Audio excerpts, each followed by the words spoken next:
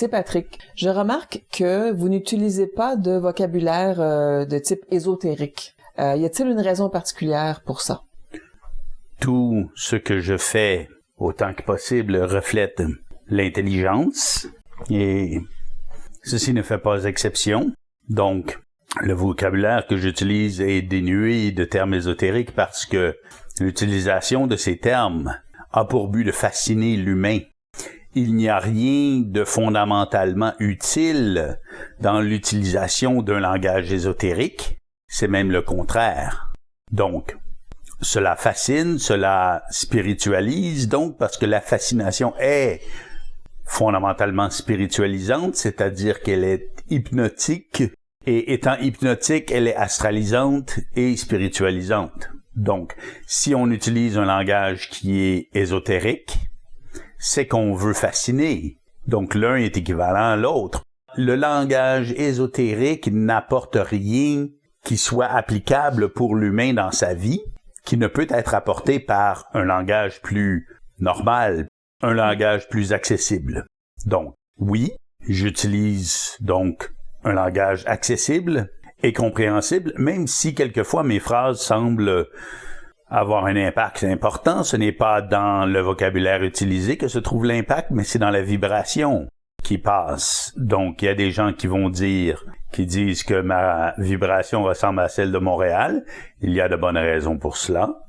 Mais il y en a d'autres aussi qui vont dire que mon vocabulaire ressemble à Bernard de Montréal. Je me suis déjà fait accuser de copier Bernard de Montréal parce que les gens trouvaient que ça ressemblait trop. Mais si on regarde mon vocabulaire, il n'a pas beaucoup en commun avec celui que Bernard de Montréal utilisait. C'est la vibration qui a beaucoup en commun avec la sienne. Mais l'humain n'a pas toujours la faculté de distinguer entre forme et vibration. C'est déjà un élément de conscience supérieure. Donc, si le travail de C. Patrick, c'est d'amener des outils pour l'humain afin qu'il puisse développer sa conscience supérieure, ben effectivement, c'est que on n'a pas beaucoup de conscience supérieure, ce n'est pas très répandu, disons-le ainsi.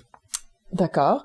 Donc, ce que vous dites, c'est que le vocabulaire de type ésotérique n'a pour objet, dans le fond, que de fasciner la personne, et donc l'éloigne des applications potentiellement pratiques de la conscience ou de la supraconscience dans la vie de tous les jours. Effectivement. C'est très bien dit. Vous devriez donner des conférences. Pouvez-vous nous... Donc, est-ce à dire que vous visez une application pratique ou une utilisation pratique de vos enseignements ou de ce que vous apportez? Tout ce que j'apporte est orienté vers l'applicabilité des principes que je dégage, des principes, donc, du psychisme que je dégage. Donc, lorsque je parle, si on croit que je parle pour faire la vedette, ceci est complètement faux. Donc, je ne parle pas parce que je veux qu'on me connaisse. Je ne montre pas mon visage et je ne dis pas mon nom au complet parce que je veux garder ma vie privée et mon identité n'a rien à voir, mon identité civile n'a rien à voir avec le travail que je fais. Donc, ce n'est pas un travail que mon ego fait pour se faire reconnaître. C'est un travail qui est fait pour rétablir un peu de l'équilibre entre les forces de l'esclavage et l'humain.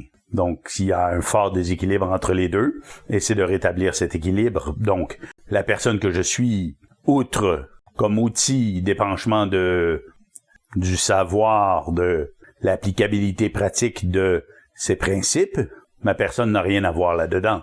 Bon, je suis celui qui amène ces choses, mais en tant qu'individu, il n'y a rien d'intéressant chez C. Patrick. Ce n'est pas un sujet intéressant. Donc, bon. Et ceci, c'est pourquoi? C'est parce que il est très important pour moi que l'humain ait la faculté d'utiliser son psychisme afin de se libérer lui-même. Donc, si des gens disent que l'humain ou que l'ego ne peut décider la fusion par lui-même, mais c'est tout à fait réel, ceci. Ce n'est pas l'ego qui décide la fusion. La fusion se décide sur un autre plan. Par contre, est-ce que l'ego a la faculté de décider qu'il améliore son sort d'un point de vue réel, sur un plan réel? Oui, tout à fait. Donc, l'ego peut très bien ne plus être la lavette de ses maîtres, mais pour ça, ça lui prend des outils, donc je suis celui qui amène ces outils. Donc, c'est pourquoi on utilise un langage très applicable, très simple, pour que l'accès à ces choses soit facilité. Donc, la fascination n'entre pas dans ce que j'aimais, et n'entrant pas dans ce que j'aimais, la popularité de ce que j'aimais est aussi moindre. Beaucoup moindre que s'il y avait des éléments de fascination, parce que les gens aiment se fasciner.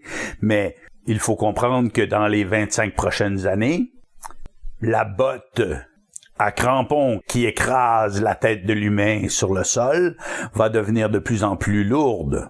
Donc, nous sommes à l'époque maintenant où il ne reste plus de temps, on le voit déjà, donc que cette botte écrase l'humain, mais nous sommes donc à une époque d'urgence pour que l'humain puisse se rapproprier un peu du pouvoir qui devrait être celui de son ego.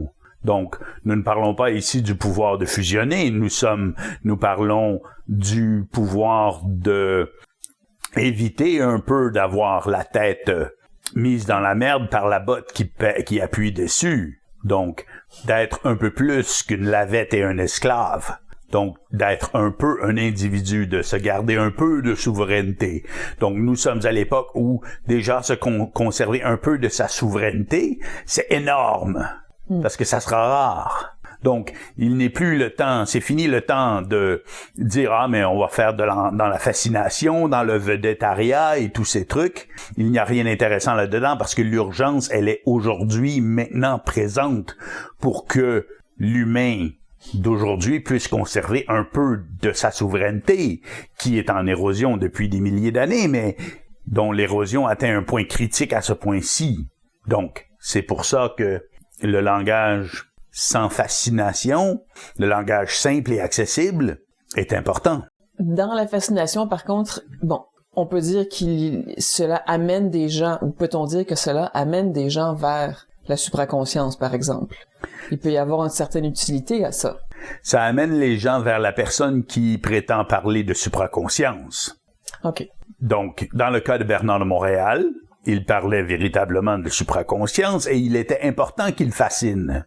Donc, il a attiré vers lui toute une panoplie d'hurluberlus et de gens avec les yeux de poissons morts, dont les pieds ne touchent pas au sol, qui voulaient être fascinés. Donc, aujourd'hui, ce qu'on a, ce sont des gens qui veulent reproduire le phénomène de Bernard de Montréal, reproduire la fascination, reproduire le facteur hurluberlu. Et parmi tous les gens qui prétendent parler de conscience, il y a beaucoup de faux prophètes en cette époque, et c'est pour dévier l'humain, pour l'empêcher de conserver sa souveraineté. Donc, il y en a un qui ne respecte pas l'humain et qui prétend parler de conscience, un autre qui parle avec un langage de fascination, qui veut s'attirer les gens spirituels et fascinables, donc qui ne bénéficiera pas à l'émancipation de la conscience, ainsi de suite, ainsi de suite, ainsi de suite. Donc, offrir à l'humain les outils qui lui permettent de conserver et de protéger sa souveraineté, son autonomie, cela ne se fait pas en jouant à la vedette ou en faisant semblant. Ceci se doit d'être ancré dans le réel, pas seulement légèrement connecté, si on veut, au 3e degré, au réel, comme beaucoup de ces gens qui prétendent parler de conscience, qui ont tous un petit lien avec le réel, donc je ne peux pas dire que ces gens n'apportent rien de réel, ça serait faux, mais ce qu'ils apportent de réel est suffisamment enrobé et déguisé dans des manœuvres imbibé de mensonges, qu'il n'y a rien, pour l'humain qui est perdu, il n'y a rien à aller chercher de bon là-dedans. Il n'y a que du cul-de-sac, et un cul-de-sac, et un autre cul-de-sac. Donc, il faut faire attention. Cela me désole que ces gens prétendent ainsi parler de conscience, parce qu'ils ont été fascinés par Bernard de Montréal, et ils croient qu'ils peuvent jeter la poudre aux yeux à l'humain, et devenir des vedettes eux également.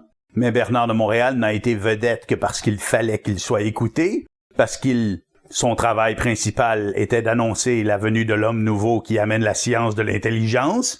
Et qu'est-ce que la science de l'intelligence? C'est la faculté scientifique d'acquérir le pouvoir de gérer sa propre vie et sa propre identité. Donc, s'il y a une souveraineté à l'humain à conserver ou à protéger, ben c'est à travers la science de l'intelligence. Ce n'est pas en utilisant des termes compliqués ésotériques pour faire flotter l'humain. Il n'y a rien de bon à flotter. Donc, c'est Patrick ne fait pas flotter. C'est Patrick fait déchanter ceux qui flottent. Il les fait atterrir un peu durement, mais vous savez, si on flotte dans les airs, on aura de la difficulté à mettre la fondation de sa maison. Alors, voilà une analogie. Donc, voilà pour le langage ésotérique. Puis-je vous demander, vous, qu'en tirez-vous de ce que vous faites? C'est une nécessité pour mon être. J'hésite beaucoup à parler de c'est Patrick, de sa vie, de ses choses, parce que ce n'est pas important, mais puisque vous posez la question, je vais vous répondre. J'ai parlé, je crois, dans l'enregistrement précédent, du sacrifice que je fis afin que les lois fussent changées quelque peu d'une manière qui permette que la vie ne soit pas complètement désavantageuse pour l'humain incarné, mais ceci me handicapa grandement. Donc, c'est Patrick, en faisant le travail qu'il fait, espère recouvrer un peu de sa puissance. Donc, voilà ce que j'en tire. Et ce que je fais, je le fais pour montrer la voie à l'humain. Donc, je montre la voie, non pas en étant devant, en disant « Suivez-moi, faites comme moi ». Cela, c'est ridicule, parce que ça a été tenté. Et qu'est-ce qui arrive? Les masses s'assoient et regardent le mec qui dit « Venez par ici, faites ceci ». Et ils disent « Non, fais ton truc de multiplication des pains et des poissons, là, c'est très agréable. Et puis le vin, donne-nous du vin avec l'eau. Alors on va se saouler. Donc fais ceci, mec, c'est très bien comme ça. Alors nous sommes contents de te regarder, de faire ton spectacle. » Donc si on est devant et qu'on dit aux gens « Regardez, je vois ceci, il y a ceci, on fait comme ceci », c'est de la merde. Les gens s'assoient et disent « Ah, c'est donc merveilleux ce que vous dites ». Mais qu'est-ce que ça donne? Ça ne donne strictement rien. Alors, qu'est-ce que c'est Patrick fait? Il ne fait pas ça, évidemment. Ce qu'il fait, c'est qu'il reste derrière les plus avancés, donc il reste, si on veut, moins avancé que les plus avancés, et il pointe du doigt vers l'avant. Il dit « c'est par là, c'est ainsi, c'est par là ». Parce que l'être qui est loin devant, il est loin devant comment? Il est loin devant dans ce que son psychisme est transmuté et transformé d'une manière qui n'est pas similaire à ceux des humains normaux. Donc déjà, cet être qui est loin devant ne peut parler aux humains normaux. Il parle à partir d'une configuration psychique que l'humain normal ne peut reconnaître, qui n'est pas la sienne. Donc, si je me mets à parler une nouvelle langue qui existerait dans 25 000 ans, si je me mettais à parler ça tout de suite, personne ne comprendrait. Et c'est similaire. Donc, si on a eu le Bouddha qui a dit « mais ceci, mais cela », les gens se sont assis, l'ont regardé, ils ont dit « mais c'est merveilleux ton truc ». Mais ils n'ont pas pu faire la même chose que lui. Et si on regarde le Nazaréen, c'est la même chose. Les gens ont dit « ah, mais nourris-nous, donne-nous du vin, fais des miracles, guéris les malades, mec, on va te regarder, on va t'applaudir ». Mais ça donne rien. Donc, celui qui montre la voie de l'évolution aujourd'hui, en 2020, se doit de rester derrière, de demeurer un peu normal, d'avoir une configuration psychique qui ressemble un peu à celle de l'humain, son contemporain, afin qu'il puisse converser avec lui et parler avec lui et dire « Regardez par là, c'est par là que ça se produit. » Et les gens disent « Mais je te crois pas. » Mais ça, c'est normal. Et certains vont se doter des outils pour avancer. Ils vont dire « Mais oui, effectivement, ça semble paradoxal, mais c'est effectivement par là. » Alors, c'est Patrick pointe du doigt à la direction à aller, à travers son ouvrage « Science, la révolution de l'esprit », qui contient tout, ce qu'un être peut désirer afin de protéger et soutenir sa souveraineté, sa puissance, son psychisme, et développer le pouvoir du psychisme qui est l'autorité absolue sur la vie dans la matière. Donc, c'est Patrick reste derrière, il pointe du doigt, il dit c'est par là, et lorsque les humains qui vont dans la direction qu'il indique avancent un peu, lui, il s'autorise à avancer un peu pour continuer à pointer du doigt, mais il reste derrière. D'accord. Par rapport aux, appelons-les les initiés qui sont venus comme auparavant, comme le Nazaréen, comme Bouddha, par exemple. Bon, ils ont mené en étant en avant, mais est-ce que ça faisait pas partie de toute manière de leur travail? Ils se devaient d'être là pour amener l'humain ailleurs à ces époques-là? Est-ce qu'on peut dire ça? Autrement dit, ils n'auraient pas pu faire autrement? Il n'aurait pas pu faire autrement. L'humain n'était pas assez avancé pour bénéficier d'une science du psychisme. Mm-hmm. Pour le Nazaréen et le Bouddha, ils étaient des exemples.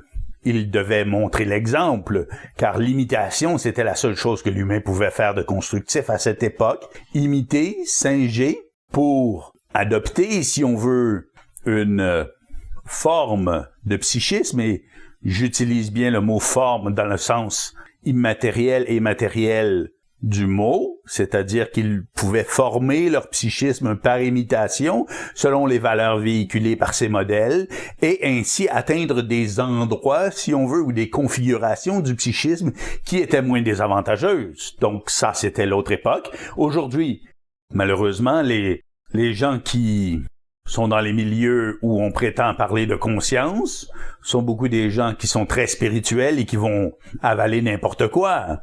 Donc, ce n'est pas à ces gens que je m'adresse, puisque ces gens, on ne peut les sauver malgré eux, car leur préférence, c'est de fabuler et de s'imaginer et d'être fasciné et d'être hypnotisé et d'être manipulé par les entités du plan astral. Donc, il n'y a rien pour ces gens dans ce que je dis, et certaines de ces personnes écoutent sûrement ce que je dis et sont choquées et se désolent de m'entendre dire des choses comme ceci, mais je n'ai aucune incentive à flatter l'humain dans le sens de son orgueil, car l'orgueil, c'est la première bêtise de l'ego inconscient, la plus grande bêtise. Vous dites que vous êtes là pour pointer du doigt, pour dire aux gens un peu, c'est par là, comme vous disiez tout à l'heure. Pouvez-vous élaborer un peu plus là-dessus? Les raisons derrière ceci ou...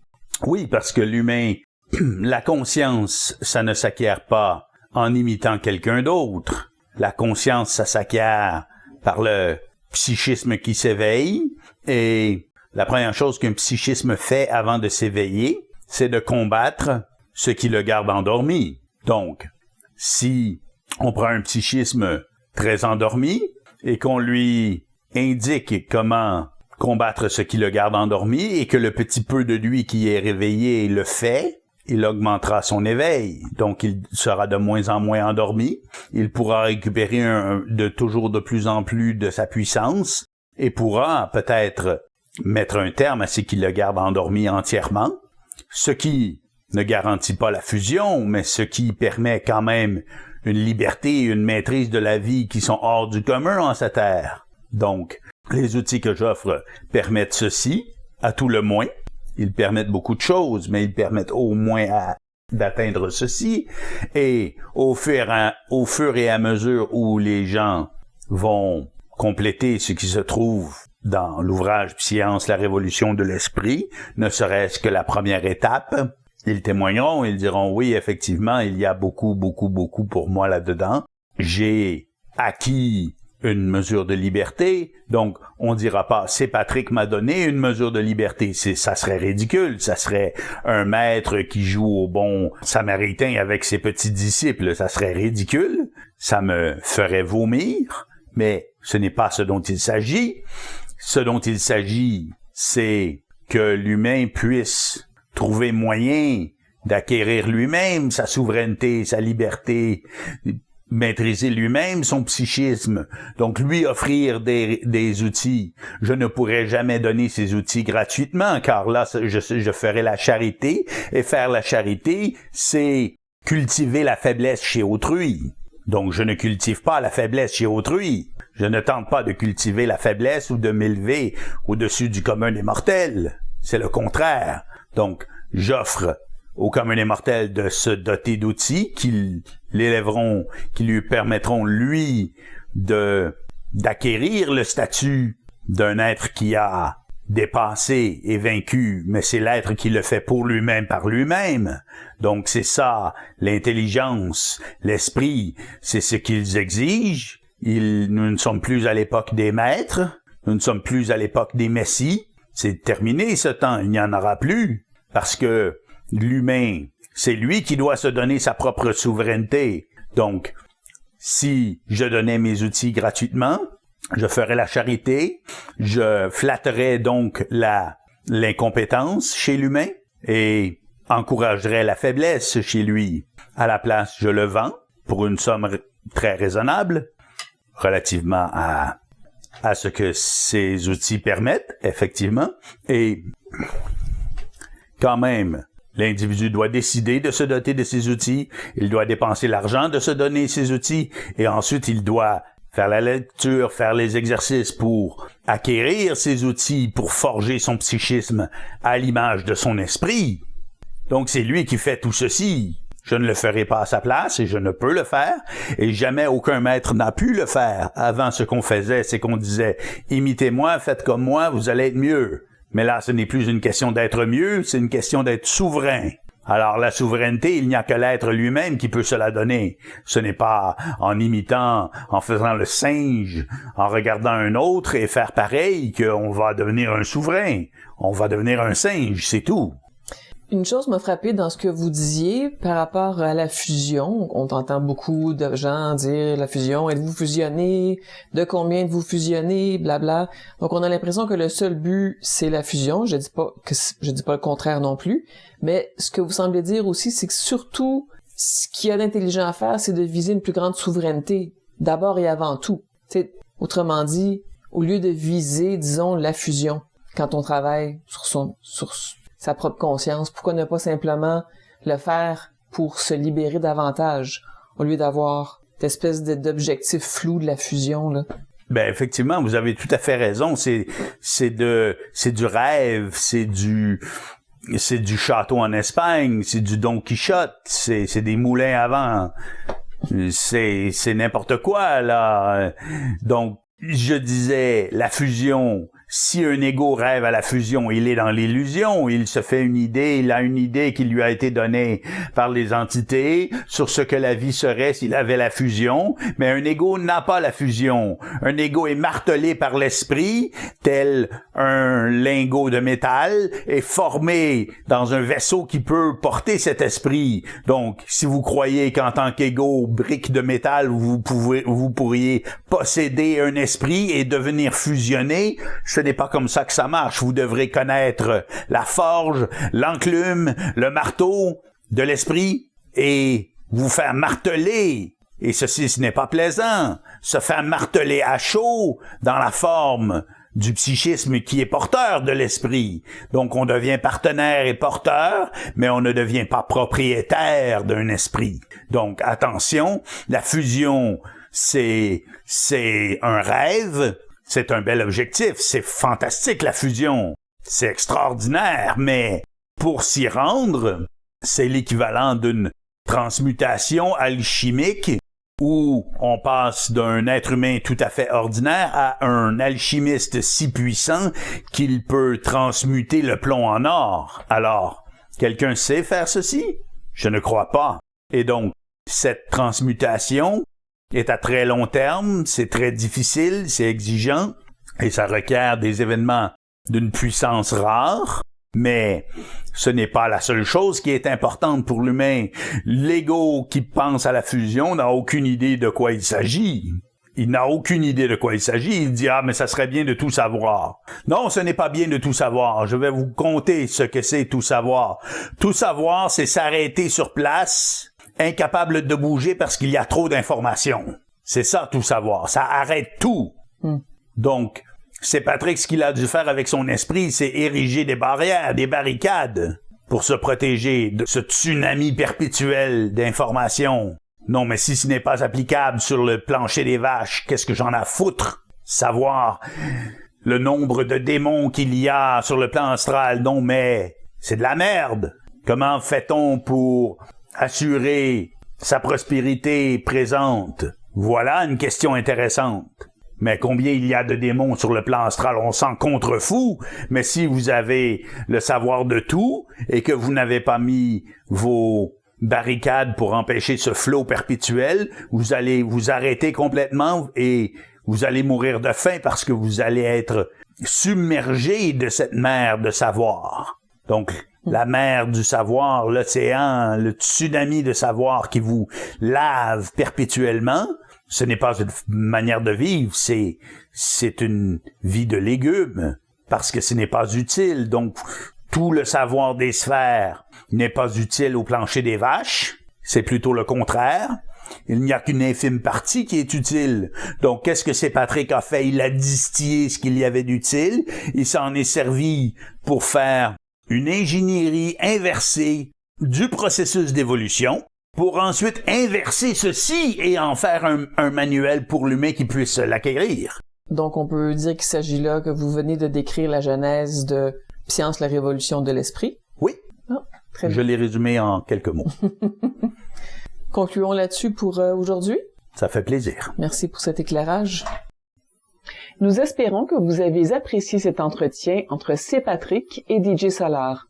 Visitez notre site web à révolutiondesprit.com pour en savoir plus sur notre outil Science, la révolution de l'esprit et pour découvrir d'autres entretiens audio disponibles seulement dans notre boutique en ligne.